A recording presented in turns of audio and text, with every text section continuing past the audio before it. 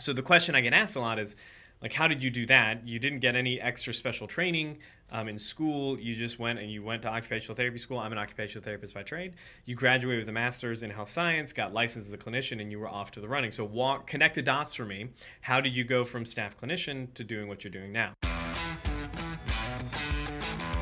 Hello, welcome to the Better Outcomes Show, where we explore the possibilities of a new healthcare.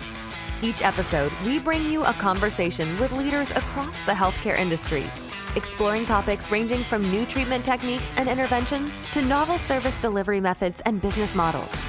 And now your host, Rafi Salazar from Rehab U Practice Solutions, a leader in patient engagement and retention strategy. Let's explore the possibilities of a new healthcare. Hey everybody, welcome to another episode of the Better Outcomes Show. Just a little housekeeping note before we dive in. This is a solo episode. I'm basically going to walk you through my career, my healthcare career, transitioning into non-clinical work as part of the series that we're doing on the podcast on just that topic, transitioning to non-clinical work. So hopefully you enjoy it, you find it helpful.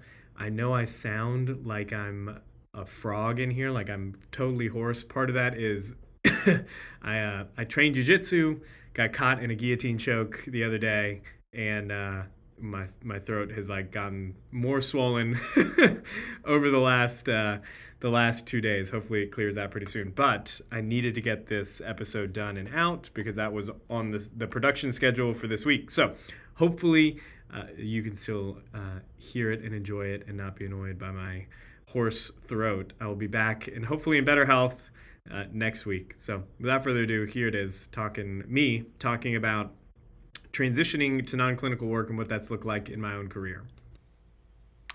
Hey there, welcome to another episode of the Better Outcomes Show. I'm your host, Rafi Salazar with Rehab U Practice Solutions. And I get it. If you're in the middle of scheduling or planning an event, either for your corporation, your healthcare organization, or even a conference of some kind, pressure mounts, especially as you get closer to considering who you want to come speak and train at your event or your organization. Often the success of an event, a conference, or even a strategic initiative at your company hinges on the quality and the impact of the speakers and advisors you select, right? If you get a good one, you hit it out of the park and you're great, the strategic initiative takes off, the conference is wonderful, the attendees leave happy and ready to buy a ticket for next year's event. If, however, you get a dud, then it all falls on its face, right? So I'm sure you're in the process of spending hours researching speakers and available consultants to make sure you have the right fit for your organization, the initiative you're trying to launch, or your audience. Hopefully, the page that we just set up at the website here that I'm about to give you helps you in identifying whether or not I might be a good fit for your organization or your conference.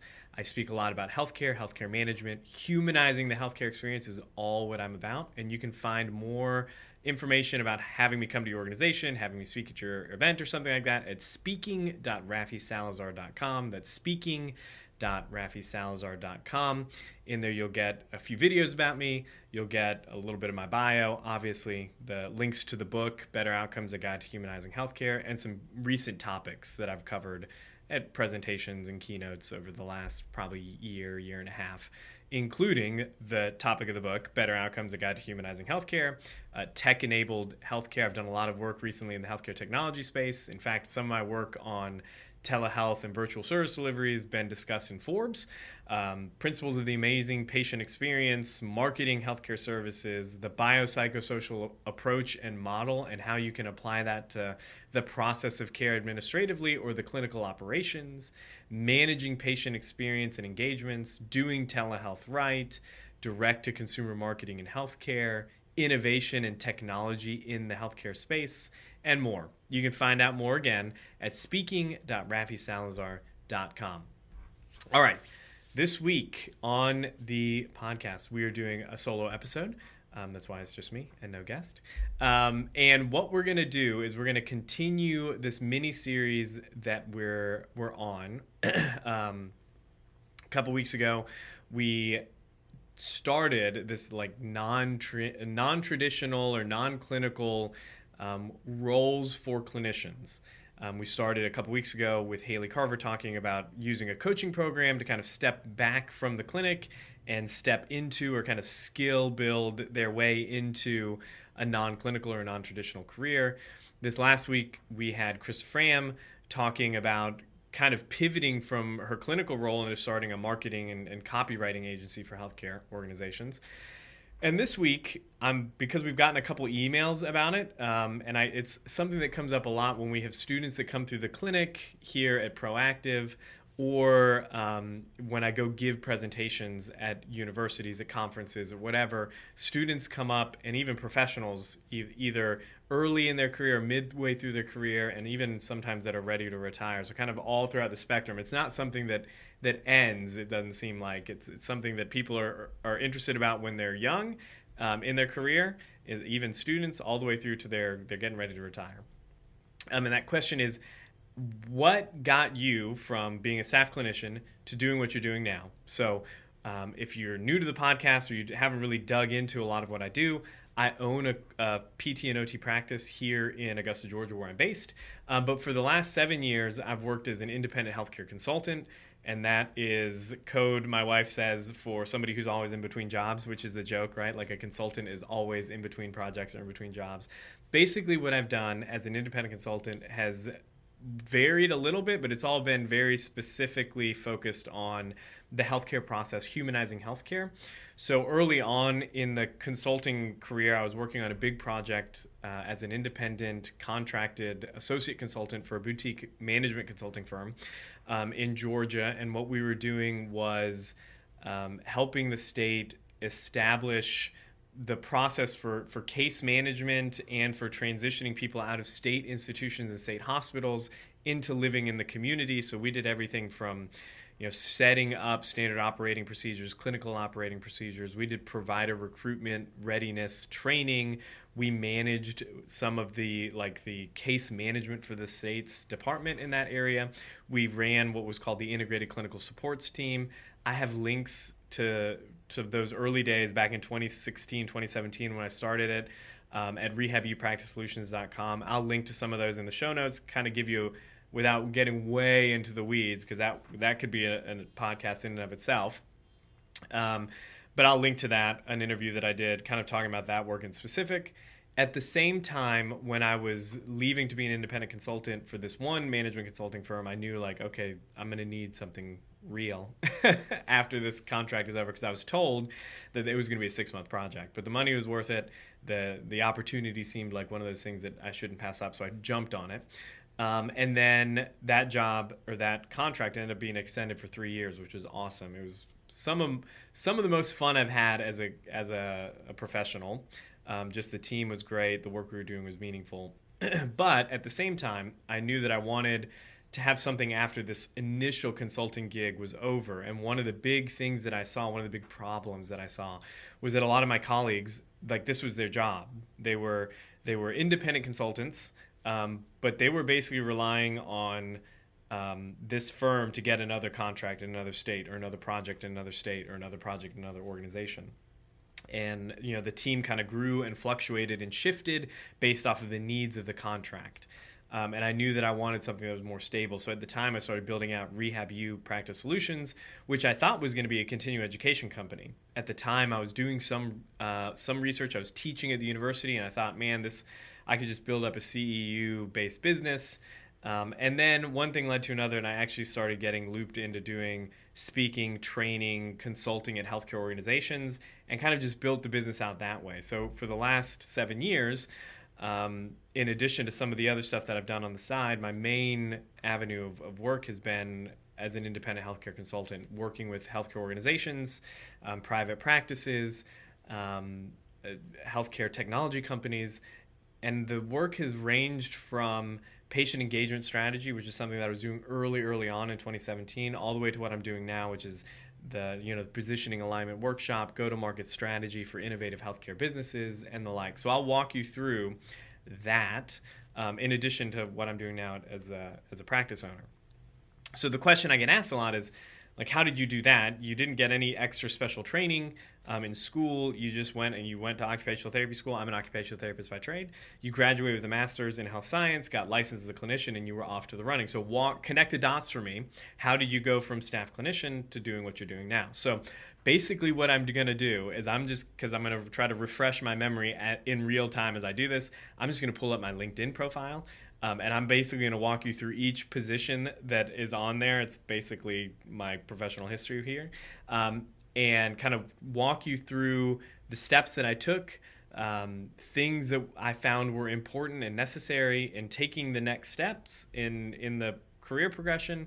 And then I'm also going to try to pull up, I have a running document. One of my early associates at the consulting firm mentioned to me what they did was they kept a running list of every project they've ever worked on as a consultant, and basically it was a bullet point of like it was all anonymized basically because he uses it to hand to potential clients. This is the list of my work. Look it over and see if you find a fit, if you want to do some work together.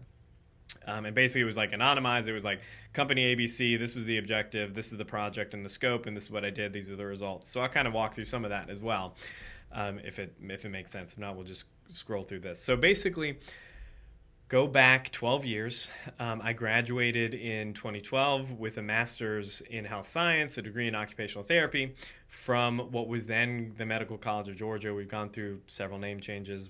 I still call it MCG, but now I think it's Augusta University is the name that we're on. So I graduated from that, and right out of school, got a job working for Select Medical Corporation, and not working at like a hospital of theirs, but they had a contract therapy department in that corporation. And basically what they did was nursing homes, skilled nursing facilities and the like, subacute rehab, they would go in and provide the contracted rehab services. So we would be in a nursing home, but we wouldn't be employees of the nursing home. We'd be employees of Select Medical, who was contracted to provide the therapy service.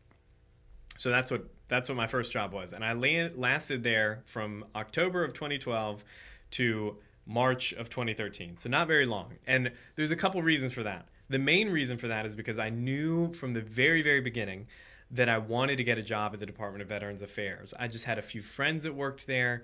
And without getting too into the weeds of my history, like my dad came to this country as an immigrant, worked for the U.S. Department of Agriculture for 15 years, and really looked at it as his way of like giving back to this country that gave him a lot of opportunity. He always talked about civil service, and then honestly, like it was a safe, secure, stable job. Like once you work for the federal government, you get a lot of benefits, you get a lot of freedom, so to speak. And it was something that was on my mind. And I thought, well, doing what I wanted to do, which was occupational therapy, being able to do that outside of the constraints of insurance would be very cool. Being able to do it for the federal government, having a safe, stable, secure job would be really good. But my dad was always big on what the federal government provided, which was training, which we'll get to later. So I was only at Select Medical for around 6 months. Funny side note there, my first day on the job, my boss at Select Medical, or my supervisor at Select Medical, asked me to like retroactively bill, basically commit Medicare fraud. And I said, no, that sounds like Medicare fraud. And they said, well, if you're a team player, we really need to get, these billed and paid for because, this happened, before you came on board, and we really need to get the money in, yada, yada, yada. And I basically held my ground that day and was like, that sounds like insurance fraud. I'm not going to do it. So obviously there was like a tense relationship there from the time that I started all the way on. And basically that job, I tell students all the time at the university when I teach there, when I lecture there, like the lesson that I learned from this job, they told us about it in school and I didn't really listen to them, but it was basically, if it sounds too good to be true, it probably is. So I graduated, got this job at Select Medical, and I was making, at the time, probably $15,000 a year more than my peers that I surveyed from my class. And I thought, like, the place, it was between two nursing homes, so it was like split time between two facilities. They were relatively a short commute from my house. I was like, man, this is gonna be great. I'm making a ton of money. And then quickly realized why that was on day one when I'm getting asked to commit Medicare fraud, and then learning after the fact which I did not ask in the interview, but they had basically gone through 4 OTs in the last 8 months.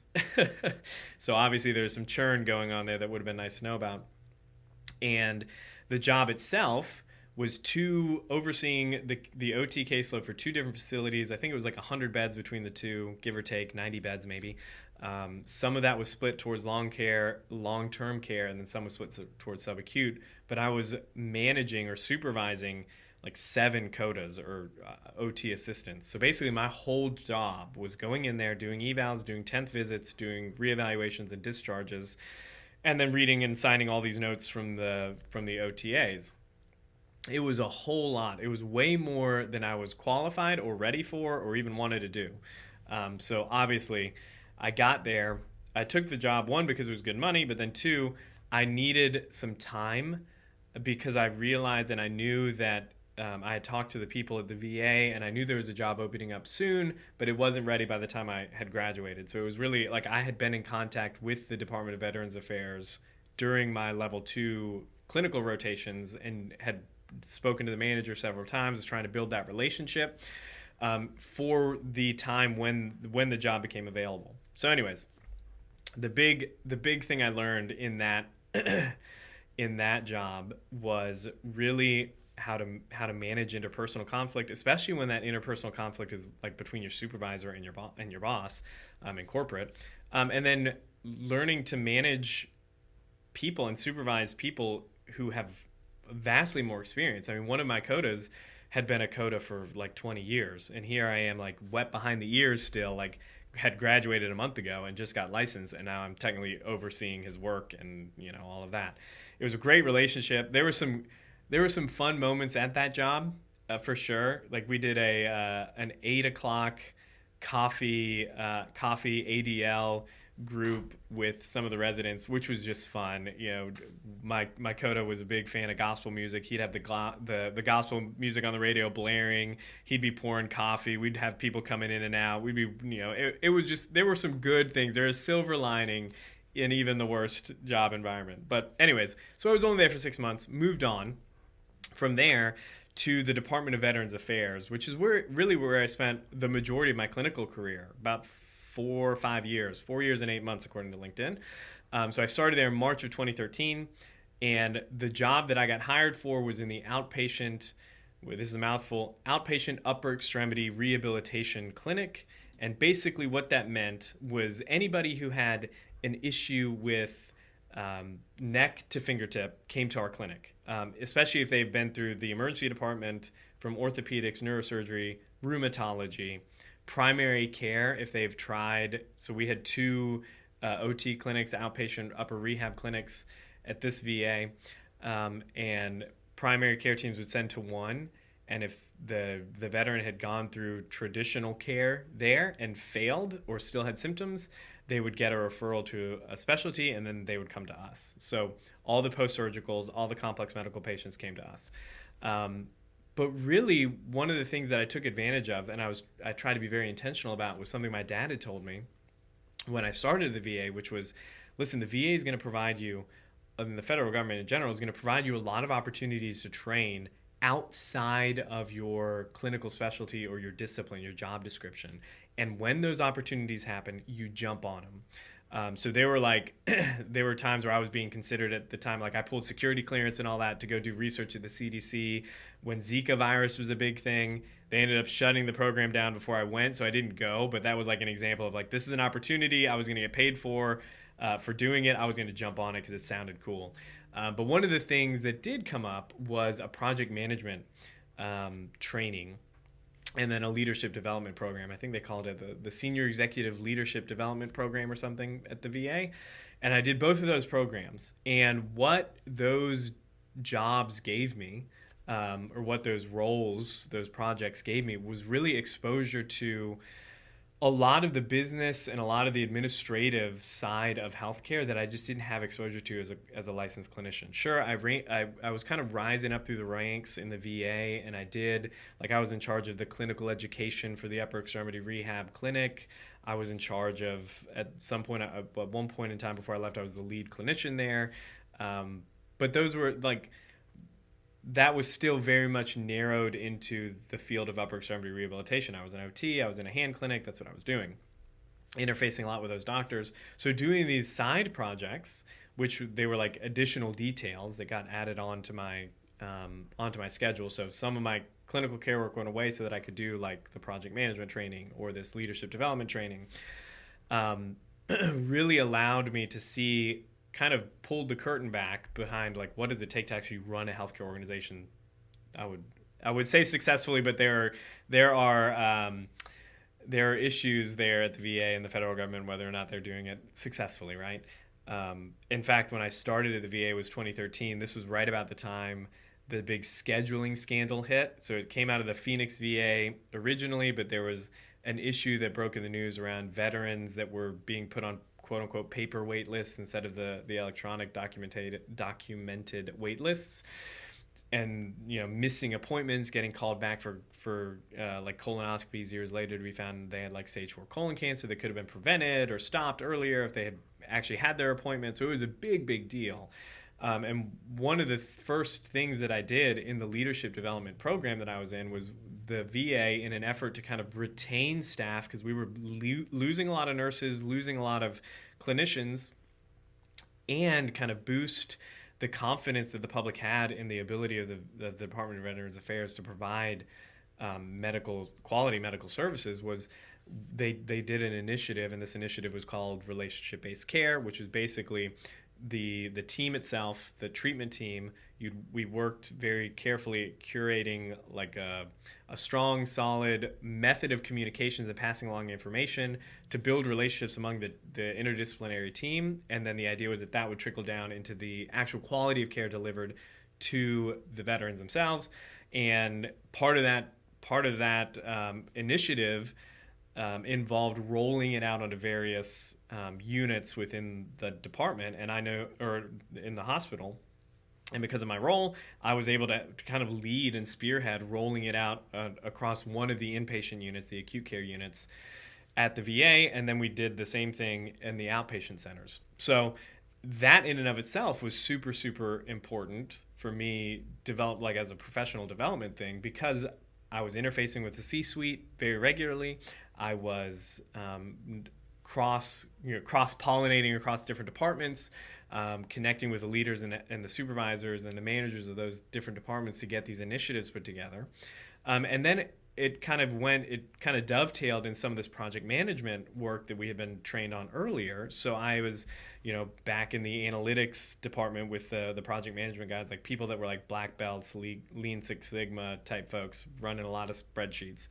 But being able to see like this is the objective, this is the initiative, this is how we're tracking the data, and this is how we're reporting KPIs and all of that was very, very helpful to me. And that kind of set me up for that next step, which was the consulting. But in that time frame that I was also at the VA, I wanted to explore academia as well. And because I knew some people at the department, the RVA is like right across the street from the university, my alma mater. I'd kept in contact with the professors there, and a little birdie told me that they were looking for an adjunct professor for evidence-based practice, I think in 2015, and I applied. Spoke to did the interview with the department chair and taught that class, and did just one semester. It was like August to December. Did that semester, kind of threw a lot of weight behind it, trying to not only learn, but make it apparent to the people at that department that I wanted to learn how to be a good professor, a good instructor. And that in and of itself, I think, garnered me a lot of respect in the department. I remember sitting down with the then department chair, Dr. Iwama, Michael Iwama, who developed the Cowell model. If you're an OT, he was a great leader, great guy to talk with and to work with and just think about occupational therapy and the way it's delivered. But anyways, I remember sitting down and talking with him at one point and really asking him basically what do I need to do to make myself an attractive candidate to be part of this team? Because at that point, I'd worked with some of the people on the team. I'd taught in the university a little bit. I really liked it. Obviously, I run a podcast. I'm pretty good at talking. And I felt like I was really good at it. My student evaluations came back pretty positive, and I felt like there was an opportunity there. And he gave me some pointers, and he basically kind of gave me also the insight, like part of it is understanding what the team lacks or needs and highlighting that in the interview. So I did apply for a job in 2016. They had a full-time position come available. And I just wasn't a good fit. I think it was a fieldwork coordinator position. I didn't want anything to do with fieldwork, but I didn't tell them that. But I looked around the team, and my clinical expertise lined up very much with some of the other team members. So they were, and Dr. Walma told me this. He was like, listen, it wasn't that you're a bad candidate. It's that we've already got players in these spots on the bench, and we didn't need another. We went with somebody who had experience in like neuroscience or something like that, just a different clinical field. So that's a piece of advice. Like sometimes if you're trying to get into academia, you got to find that niche that you fit in on the team, and then highlight that. Because years later, when I went back and applied for a full-time associate's professor role, I had done the consulting in developmental disabilities and the Department of Behavioral Health. I had done some of that other kind of work that just made me a little bit more malleable, because I could do upper extremity stuff, I could do adult rehab, and I could do the mental health, psychosocial piece of things, which made me much more of an attractive candidate. So there's one tip there. Okay. So on and off throughout basically the years of 2015 to 2018, I was an adjunct professor, basically picking up a semester here, a course here, a semester there. I'm trying to think the courses that I taught when I was there. It was evidence-based practice. I think I taught that once or twice. I taught a mental health course because, again, at the time after shifting over to the Department of Behavioral Health, I just had some of that experience. And then I taught kinesiology, I think, as well, because a lot of my clinical background was upper extremity rehabilitation, nerding out on joint angles and manual muscle testing and provocative testing and all of that, orthopedic rehabilitation. So was throughout the time of 2015 to the time I finally left to do full-time entrepreneurship in 2020, I was teaching a semester here and there, on and off. So that was building up clinical or non-clinical expertise. And my big advice there for like how do you even begin opening up those doorways is to figure out, one, if you're in a locale that has a university, you're at an advantage. There are some programs now that do distance learning, and they're looking for online faculty. The big thing in getting in academia, at least in my experience, is one, it's understanding the people, and this is probably just a good interview and job application strategy in general, is you just need to understand the desired future state, if you would. We talk about a lot in marketing and business strategy, but the driving, those non-objective drivers behind the decision to hire somebody for that individual, for the hiring manager, and really speaking to those in your interviews, in your initial interviews. So, for example, I knew for a fact that when I was applying for one of these jobs, that they had somebody that could teach kinesiology, but that person was overwhelmed or was overworked. They were getting their PhD or something like that. They weren't going to be able to apply as much effort. So this job was really just going to be one semester. He was going to teach this course, and it was really to fill in for this person. And what they wanted basically was the course to remain relatively unchanged, for it to have consistent outcomes across. They didn't want very, very much variability between professors. So, I spoke to the hiring manager at the time, the program chair, and I said, listen, basically, I'll do what you want me to do. I've taught before, which was helpful. I said, just connect me with that professor, that faculty member. I'll basically take everything that they used the year before, and I'll adapt it, the case studies and the specific clinical examples to be, more of what I know because of my clinical background. I'll weave in some of my clinical background, clinical experience, and then I'll basically just teach the course the way you want it taught. And that was, it helped alleviate some of that anxiety of hiring somebody new, right? For one semester, it wasn't going to be a long-term thing.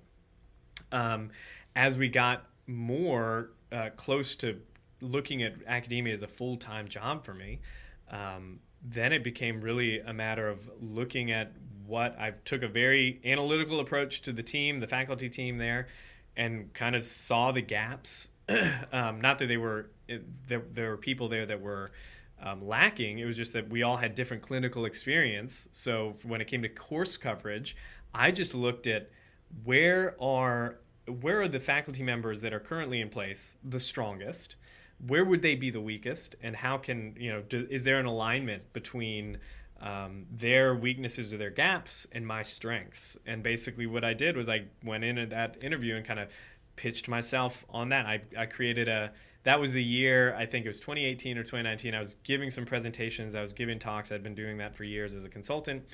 And I made the decision, the commitment to myself to never deliver the same presentation twice within that year.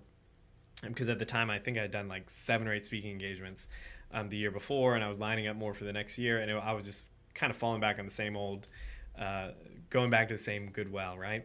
So I did that, and basically for the part of the interview process was panel interviewed with everybody in the department, interview with some students, and then giving a presentation, basically showcasing, putting on the dog and pony show. And what I did was I created a presentation around a specific clinical niche that I knew fit squarely in the gap of that of that team. And I basically laid into it really hard. And then I also knew some of the things that were coming down the line, like trauma-informed care was becoming a big thing, and there were initiatives in Georgia about integrating trauma-informed care into healthcare practitioners' education and stuff. So I weaved some of that stuff in there, which I think did a couple things. One, it showed that I knew my stuff, I was willing to work, but then it also showed that I had done research into what was required at the emerging trends and requirements at the departmental level, at the credentialing level, and was actively working towards to integrate that into my work in academia, and ended up getting a full-time assistant professorship there, even though I like to joke that it was the shortest of my tenures. I'm the shortest tenure faculty member at that program, probably. I think I went full-time in I was part-time for 2019, for all of 2019 as a core assistant professor, as a faculty member, and then came full-time in May, left in August to buy the practice. So that's all happening in the background, right? So I'm teaching at the university, I'm exploring this position, I'm doing some of that.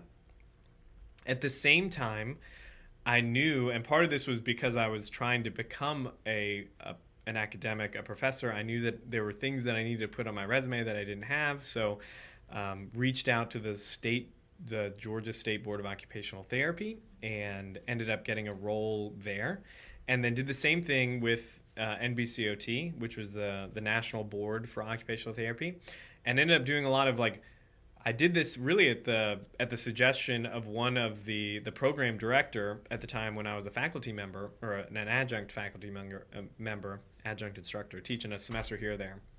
And she had told me, why don't you go, NBCOT is always looking for people to write test questions for the board examination. They have a big process for developing items for the test, for testing them, for refining them, and then putting them on the test. And she said, why don't you go do that? Because just doing a weekend there, you will learn more about how to write a good question, a good test question that actually assesses what you want to assess, than anything you'll learn or copy or things like that. So I did that and ended up doing that 3 or 4 times. I was on the item development committee for NBCOT, and then that moved into doing something else. And then around that time, they were looking for a board of members director, and one thing led to another. I got my application in, was elected to the board of directors. So in that time, it's never like I'm just one job only. I'm not like, okay, I'm only doing occupational therapy now at the VA. It was like, okay, I'm doing occupational therapy at the VA, but I'm also going to teach on the side. I'm also going to do some of these extracurriculars, these board roles, these regulatory boards, nonprofit boards. I was going to try to get all of that experience, because the way I looked at it, and I remember talking to my wife about this early on in our marriage when we first got married, we both basically graduated, got married, and started our careers. And I remember telling her at one point when we were getting, she was getting ready to graduate, because of the way clinical rotations worked, I was going to graduate around the same time but not be done for 3 months, because we basically graduated and then went on one more clinical rotation. And I remember telling her about that time, like, listen, I think the best thing I can do for us and for myself professionally, kind of like earning potential, is really just going to be to just crank it out the first 10 years of my career. Do a lot of things, take a lot of, maybe not risks, but look at all the opportunities that are there and select a lot of extracurriculars, so that I can have a lot of skills on my resume that maybe my peers won't have in 10 years, or just that makes me more desirable as a professional. And she was totally on board with it. I'm a big fan. I've said this before on a podcast, and it's not my idea. I heard it from somebody else, actually. Blair Enns from Win Without Pitching said at one point, like, the key to success is to marry well. Definitely that helps. I had a very supportive spouse that was like, if you look at my resume, it's kind of all over the place. Like, okay, I was at this facility, then I was at the VA, and then I was doing adjunct professorship at the time. Then I left to do consulting, and I kind of bounced around from different consulting projects. Then I I'm owning a business now and running this business. Like, that takes a lot of work, a lot of hours outside of your traditional 9 to 5. But you can't do it if there's too much pull on the home front, right? So having a supportive spouse that was willing to, like, sit with me through those nights where we were wondering whether or not we're going to make payroll or not, really, really helpful. That's a side note. So anyways, doing the adjunct professor thing, moving on, still at the VA, thinking about what's the next step. Well, part of this senior executive development program at the VA was like, okay, the implicit promise was that at the end of this program, you'll be able to step out of your role that you're in now into some kind of executive or managerial role within the department. And I remember very clearly part of this program involved them setting you up with a mentor. And my mentor person was actually somebody who was, I think, a kinesiotherapist at the time, or when they started the career, and then they were in the C-suite. So they had kind of risen through the ranks. And I remember sitting at the end of this program, finishing, and they said, okay, there's this job that is actually becoming available. Timing was perfect, just based off of your role that you're doing now in the clinic, but also the projects that you've done through this program, the project management, rolling out these initiatives. I think you'd be a good fit. So I applied, and somebody else applied to the job. There were only two applicants, and one of them, I knew clearly I was more qualified than this individual just based off of, like, merit. But this individual had 15 years experience in the VA system, and they got the promotion. And I remember venting about this a little bit to, like, kind of just complaining about it. I was being a complainy pants. Okay, it's not good. Don't do it. But I remember talking to my mentor about this, being like, I just don't think this is just, is the word that I was using. Like, obviously, I could have done this job better than this person who got the job, but they only got it because of seniority. And sometimes that's just the way life is, right? But my mentor said something in the federal government that kind of, like, I left his office knowing that I was not going to work there much longer. And they basically said, well, you're a Hispanic male. Stick with it. Something will open up. We'll find a place for you. And something about that just really, really rubbed me the wrong way. I was like, I don't want to be an affirmative action case. I don't want to, like, get a job because I'm a Hispanic male. I want to get it because I'm the person for the job and I'm going to do it well. So I left that meeting with them and basically just got on LinkedIn. I was like, I will find a way to get out of this place soon. Hubris and being young, I guess. So anyways, through LinkedIn, which my dad had forced me to get on, basically. He said, everybody's getting on LinkedIn. You need to get on LinkedIn. So I'd gotten on LinkedIn, and I'd, like, created a little bit of content, but it wasn't anything super notable. I think the first piece of content I wrote was an article that's probably still on my LinkedIn profile about student debt. there was about the time that I got on LinkedIn, there was this big thing about people having student debt and how the federal government needed to forgive student loans, yada, yada, yada. And I basically wrote a piece saying, why don't we back the solutions up, or the problem up, not to this issue of people having student loans, but looking at it before, like heading them off before they even get to taking out a loan. So I kind of walked through like the idea of what my dad had walked me through, and kind of my thought process around taking on debt as being a return on investment, good debt versus bad debt, and looking at, like I talked about nerdy stuff, like the ratio of the debt to your first year salary and all of that. And I basically said some degrees are not valuable, some are. And I guess just because of the timing of that article, that everybody was on LinkedIn was talking about it, or it was a trend on LinkedIn that people were talking about the student loan issue, and then the fact that I took a pretty firm position, like if you have a stupid degree that isn't worth much, that's kind of your fault if you took out a bunch of debt for it. That was essentially the argument in the article, and that thing like took off. I think it got like 20,000 views in the first week or something like that. People were messaging me all kinds of stuff. And then I didn't really do anything about it. Like I kind of just popped in on LinkedIn every now and then to check stuff, but it wasn't really an avenue of any kind of interaction, meaningful interaction, other than that first article got me connected with a lot of people. And after I had this meeting with this mentor, I decided I was leaving the VA. I was going to go find something else to do. Popped into LinkedIn, did some looking, and I was searching for jobs, but I was also kind of just looking through connections and seeing if I knew any connections that were hiring.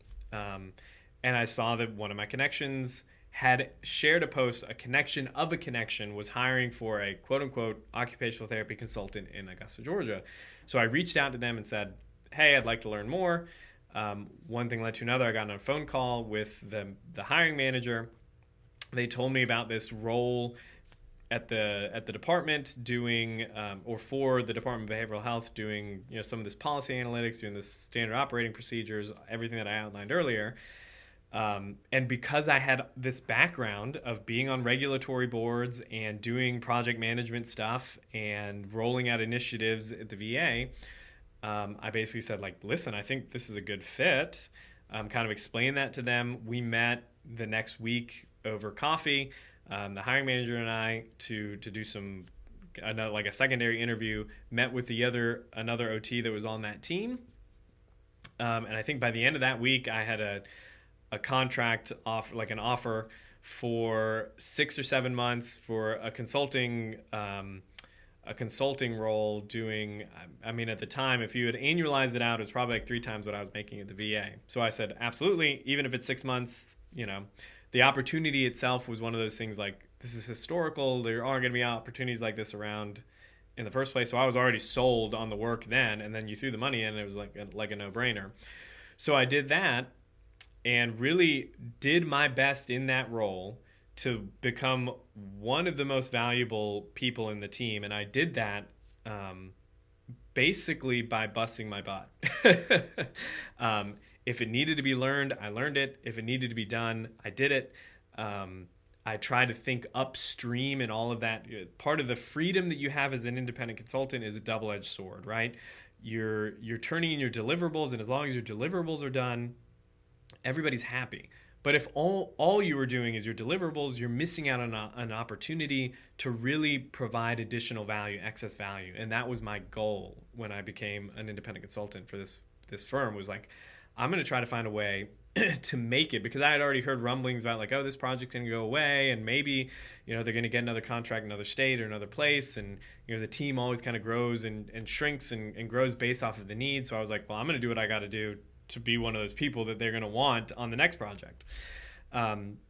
So doing that higher level work, that upstream work in addition, really, really helped solidify that. Thinking kind of more as instead of coming to the clinical director with a problem, coming to the clinical director with, I noticed this problem. This is a real problem.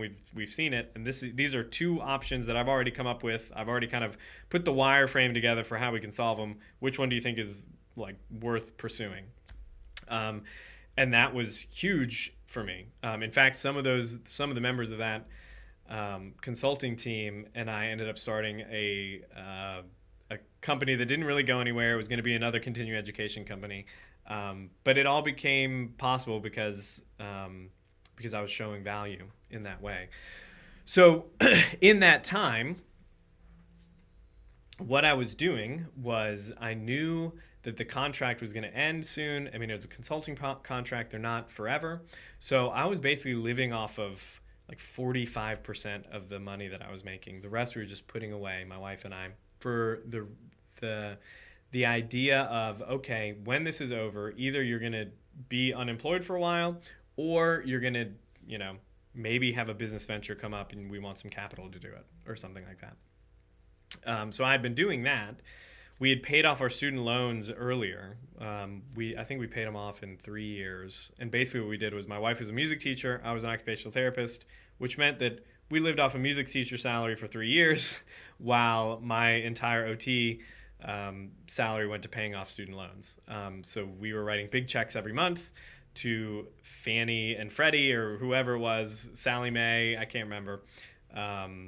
All those, the student loans, we ended up paying off something like $60,000 worth of student loans in 3 years. So we were cooking on that.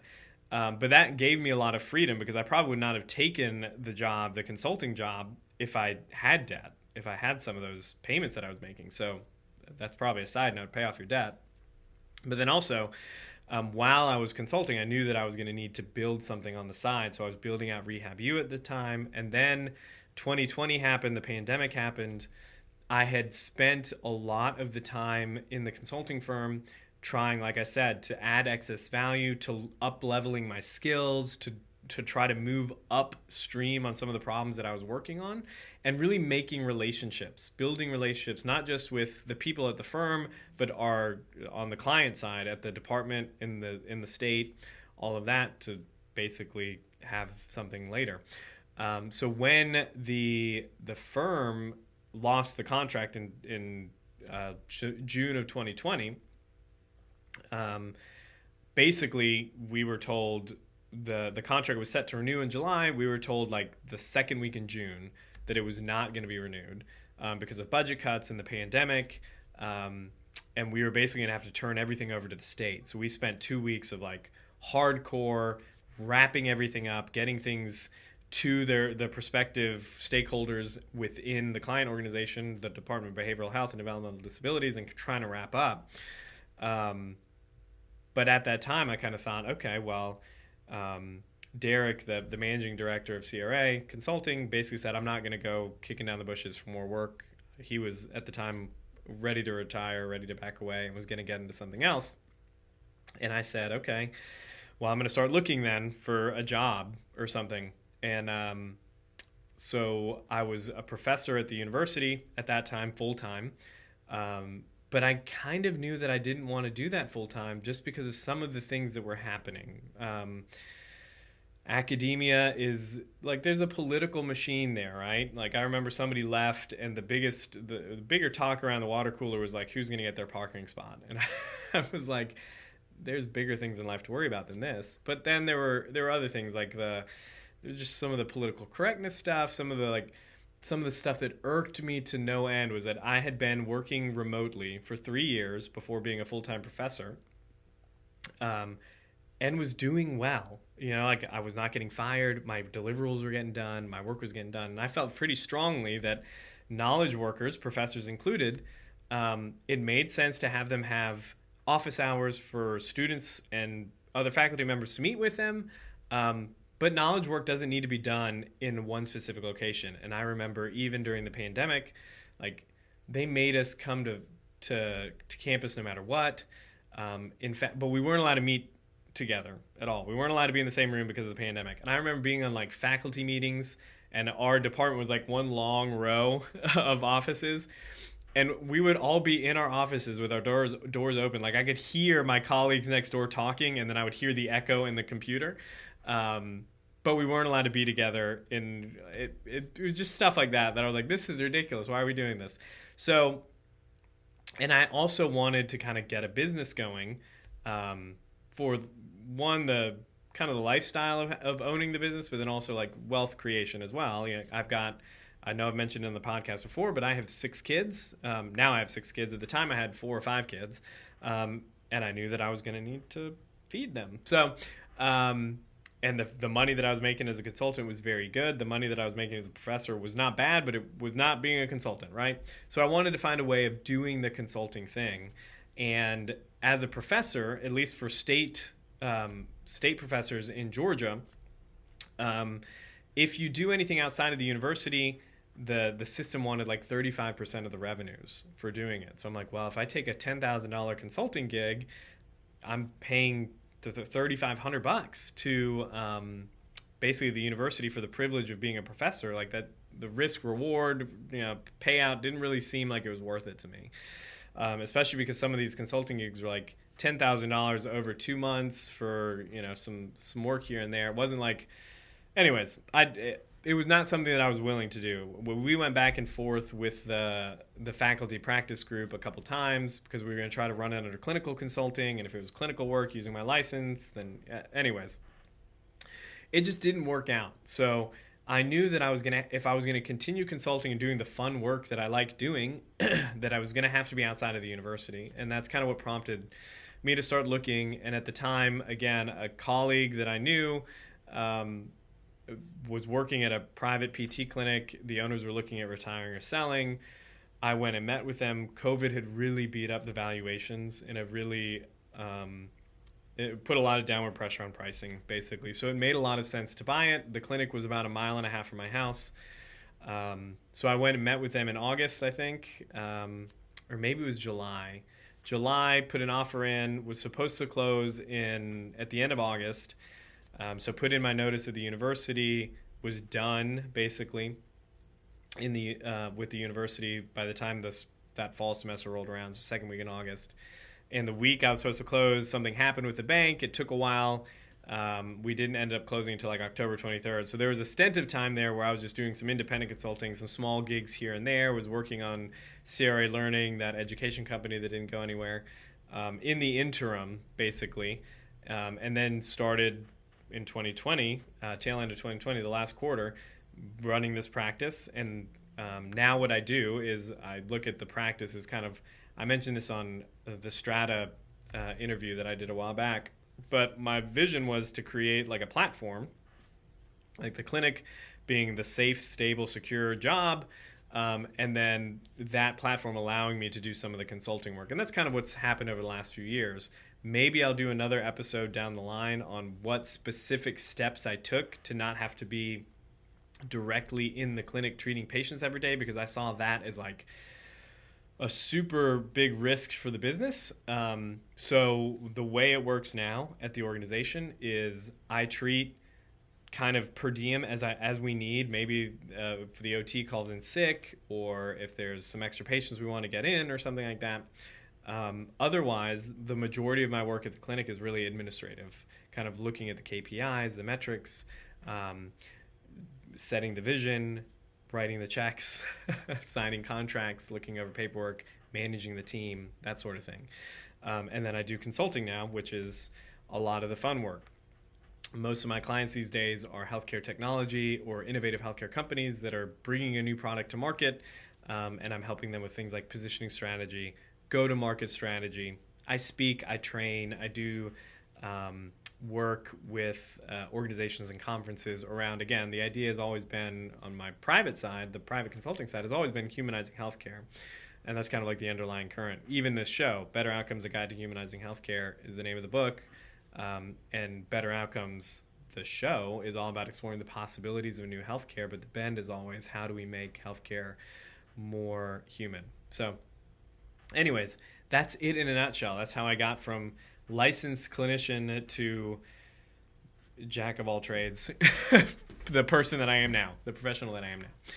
If you have any questions about this, shoot, connect with me, RafiSalazar.com. Shoot me a message there, or on LinkedIn. I'm Raphael E. Salazar II. Connect with me on LinkedIn. I'd be happy to chat with you, shoot you some maybe some additional insight about a specific role that I've had, or making the transition from clinician to something else. So That's it for now. If you like the show, head on over to iTunes, leave us a rating and review, share the YouTube video if that's what you'd rather do, or just share the show with a friend, somebody that you think would find it valuable or interesting or insightful. And if you run a healthcare organization, a startup, or even a healthcare clinic or a business, and you're wanting to develop a strategy that drives leads and sales into your business, check out the Positioning Alignment Workshop. It's what I do with a bunch of clients. It's basically the first step in a real big consulting project with me, but a lot of people will do the Positioning Alignment Workshop, and that's enough for them, or they'll do the Positioning Alignment Workshop, try to manage it on their own for a little bit, and then come back later. So you can find more about that at positioning.rehabupracticesolutions.com. That's positioning.rehabpracticesolutions.com. Until the next time, folks, be safe, be healthy. I will talk to you then. Thanks for listening to the Better Outcomes Show, where we explore the possibilities of a new healthcare. Our hope is that you walk away from each episode informed, equipped, and empowered to push the boundaries in your own practice or business. We want to give you the tools to help you build strong, long-lasting relationships with your patients and clients, helping meet their goals, improve their health, and achieve better outcomes. Learn more at www.rehabupracticesolutions.com. We'll catch you on the next episode. Thanks for listening to another episode of the Better Outcomes Show with Rafi Salazar. This episode was brought to you by Strata PT. Strata PT is a single EMR platform and revenue cycle management service for physical, occupational, and speech therapy practices that helps you achieve a 99.99% reimbursement rate. If you'd like to learn more about Strata PT and see how their EMR and RCM works, head over to stratapt.com to book a demo.